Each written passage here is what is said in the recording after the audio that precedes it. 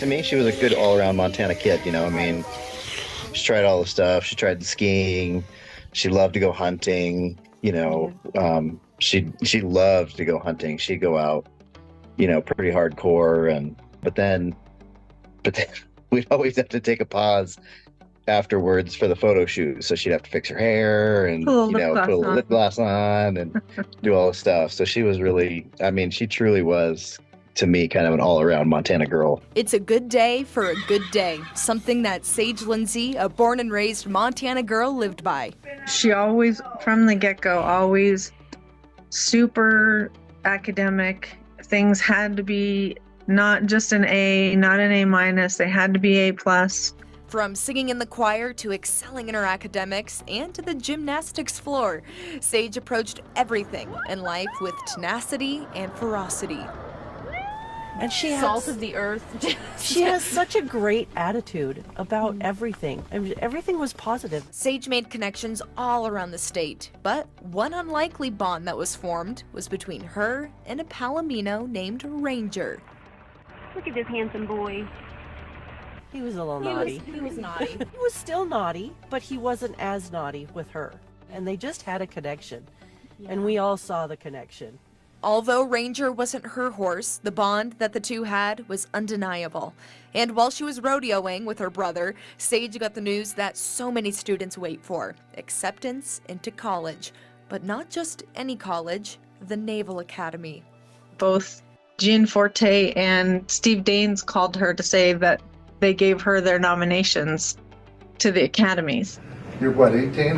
I'm 17. Well, you've lived 17 good years so far. If you keep that up, you're going to be doing all right, okay? Sage's parents remember that day being filled with joy. I'll be packing your bags soon enough. Heading to Annapolis. So. But it was also the unknown start of a fight against cancer. And that is how we discovered that she had cancer, is because she's working hard to get all this stuff for the Naval Academy. At the age of 17, Sage was diagnosed with cervical cancer. Shortly after, the family flew to Seattle for a more intensive exploratory surgery. And they took us out in the hallway to tell us, you know, this is spread everywhere. I think I can honestly say that was the worst day of my life. Yep. But despite the outlook, Sage refused to let a prognosis keep her down. Instead of the Naval Academy, she enrolled at Montana Tech. But before she went off, there was a special graduation gift waiting for her. He's just sitting around doing nothing at our house. So we gave him to Sage for her graduation. While attending school, Sage commuted back and forth for treatment, and all the while, she kept rodeoing and ended up going to state. After finishing up her first semester, making the dean's list at Montana Tech, it was time to come home for Christmas break. Merry late Christmas. And she wasn't feeling well. And so I think the night before New Year's, we took her into the hospital. And basically she stayed there. She didn't come home from that point. Sage was visited by loved ones, family, friends, members of the local fire department where her mom had worked, and even her buddy Ranger made an appearance at the hospital. On January 23rd, 2019, Sage passed away. She was 19 years old. It kind of still makes me think there's a big piece of Sage that's still here. She might not be here physically, but she still is doing whatever job she was sent out to this world to do. And over the summer, there was a piece of Sage at her brother's wedding, around the neck of that naughty horse that she had such a connection to.